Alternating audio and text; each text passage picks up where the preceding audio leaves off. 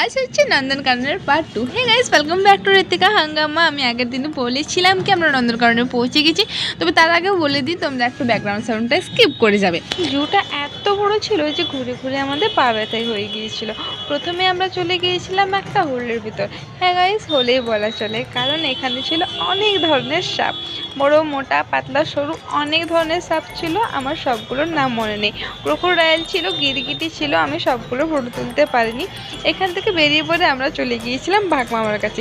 বাঘ মামা, সিংহ মামা সব কিছু দেখার পর আমরা চলে গিয়েছিলাম, এরকম মাংকিগুলো কিন্তু রাস্তায় ধারে ধারে বসে আছে, মাংকিগুলো একদম ফ্রি। অ্যান্ড তারপরে আমরা চলে গিয়েছিলাম এই জিরাফটার কাছে। আমরা যেদিন গিয়েছিলাম সেদিন খুব বৃষ্টি হচ্ছিলো, তাই ওয়েদারটা খুব ভেজা ভেজা ছিল। আচ্ছা, যেগুলো আমি ভিডিও তুলতে পাইনি সেগুলো আমি কমিউনিটি পোস্টে দিয়ে দেবো। যেহেতু আমি এখনও পুরীতে আছি তাই ব্যাকগ্রাউন্ড সাউন্ডটা একটু অন্যরকমই আসছে, তোমরা একটু স্কিপ করে দাও। আর দেখা হচ্ছে চলো নেক্সট পার্টে।